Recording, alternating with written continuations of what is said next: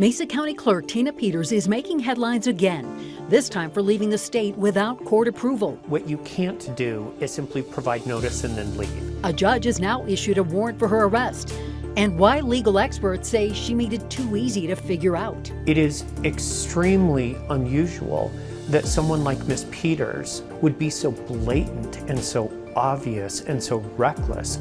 The city of Denver taking a huge step in holding rental properties accountable. Well, this is the largest expansion of required business licensing in the history of Denver. It means more buildings will be forced to meet health standards. So we'll take a look at what it means if your building fails to comply.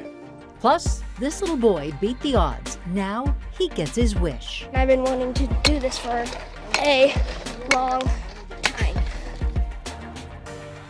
Thanks so much for joining us for Denver 7 News at 6 tonight. I'm Shannon Ogden. I'm Ann Trujillo. The city of Denver is working to make sure rental properties meet health and safety standards. And they're doing so with the largest business license expansion in city history. But 5 months before these go into place, very few properties have applied. As Denver 7's Bayan Wang reports, that could put the city in a tough spot. If you're a slumlord, things are about to get tough for you in Denver. And that's because of a new residential rental license all multi-unit properties will have to acquire by January 1st. Where we see instances far too often of black mold, of pests, of carbon monoxide poisoning, things that could impact someone's longevity of their life. For the first time ever, the city is going to have a licensing tool to hold people accountable. Eric Escudero is with the Denver Department of Excise and Licensing. He says multi-unit properties older than 4 years old will be required to undergo a health and safety inspection prior to receiving a license. Those who don't by January 1st cannot legally rent out a unit. If they fail the inspection, the property will have to make repairs immediately prior to receiving the license. Renters will be able to stay in their units unless inspectors deem the issue an imminent danger. So where are we in this licensing process? Unfortunately, we're off to a slow start. And that's why Escudero says things aren't looking too good. Here's why. County data shows that condos, row houses, and apartments make up more than 28,000 of the multi-unit properties within Denver. And Escudero says only 100 licenses have been issued so far, which isn't even 1% of the licenses that need to be issued by the deadline. We're not seeing a surge in applications that we need to see. Fines and ticketing will likely be the results, according to Escudero. The other issue, there are only 5 inspectors listed on Denver's website that have partnered with the city to do this work.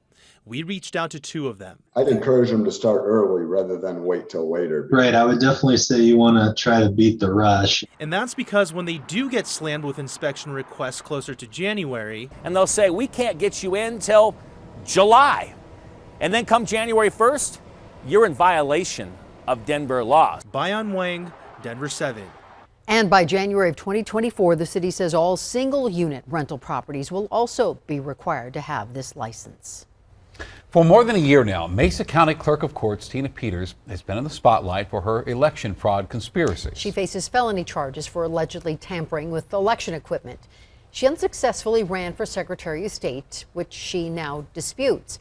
State laws were also changed as a result of her actions. And in spite of all of this, she will not waver on her claims. And this week, the Peters saga has sped up even more, and there's a warrant out for her arrest. Denver 7 political reporter Megan Lopez shows us the 6 things that unfolded.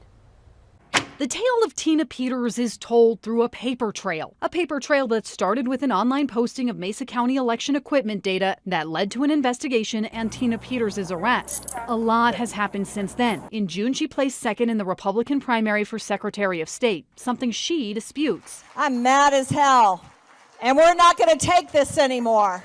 This week, she asked Secretary of State Jenna Griswold for a recount. But here's the thing about that document. It was notarized in Nevada. Colorado was even crossed out. Peters was speaking at a sheriff's conference there. She was traveling while out on bond for felony election equipment tampering charges. Judges are usually pretty understanding and pretty accommodating.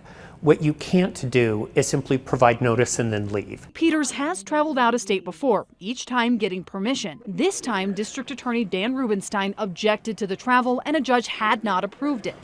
So Thursday, that judge revoked her bond and issued an arrest warrant. The Mesa County Clerk made no secret of her travel. She sent that notarized document, posted pictures, and spoke on video at the conference. It is extremely unusual. Someone such as Ms. Peters would be so blatant and so obvious and so reckless in violating the judge's conditions. In a Thursday court filing, her defense team asked for the arrest warrant to be quashed, promising to show up to court and claiming it was their fault, not their clients, that she didn't know she couldn't travel, something they say the DA apparently agrees with. Meanwhile, at that Las Vegas conference, Peters claimed publicly that Congresswoman Lauren Boebert met with her and other election deniers. Monday night, he was with me, Sharona,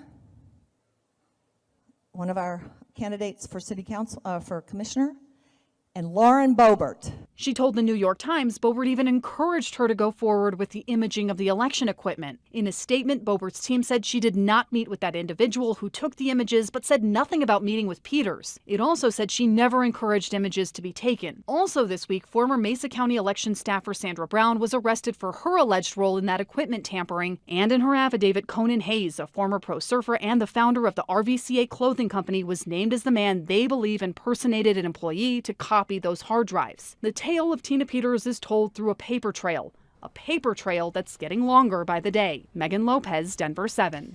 And Republican Senate candidate Ron Hanks also submitted a request for a recount on the same day as Peters, using some of the same language.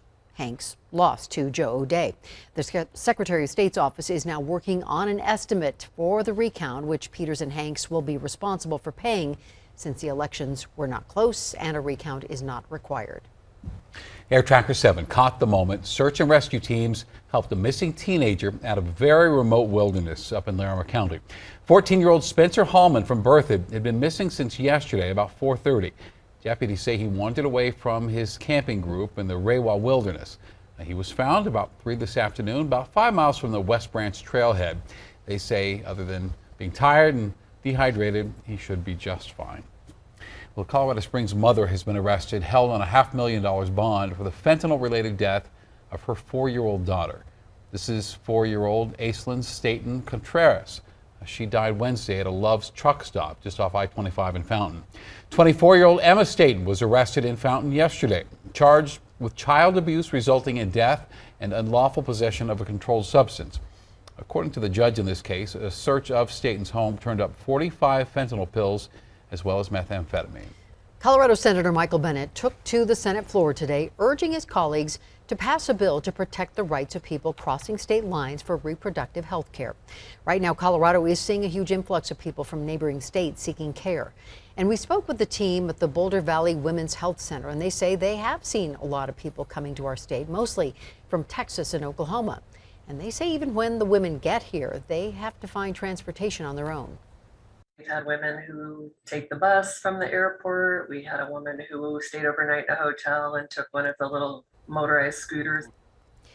Now, 2 bills will be up for a vote tomorrow in our nation's capital. They aim to address protections for abortion providers, abortion seekers, and those that provide transportation services. Republicans are expected to block them. A Berthoud family is trying to build an adaptive park in their community, and they're hosting a lemonade stand to raise money, and they hope maybe you can make it out this weekend and help. Lauren and Richard Bowling have 3 sons, twins Mac and Miles, and Braxton. Now, Miles developed cerebral palsy, which has impacted his mobility, forcing him now to use a wheelchair. And after realizing there was not a playground within 40 minutes of their home that all 3 of their boys could use, well, the Bowlings decided to put in the work and make one themselves. I often talk about how lucky we are and all the great things, but there are some hard things too. We often have to fight to get things for Miles. The Bowlings are working with a park developer to add 5 harness swings to a park already planned to be built. Now, it's expensive. The Bowlings have now raised $430,000 of their $1 million goal.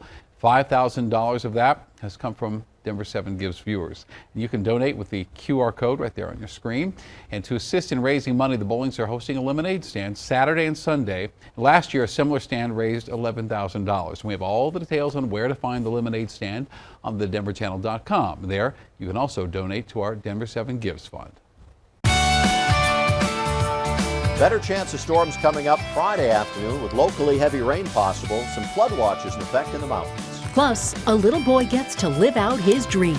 And I've been wanting to do this for a long time. A dream that almost never came true. If I found one, I would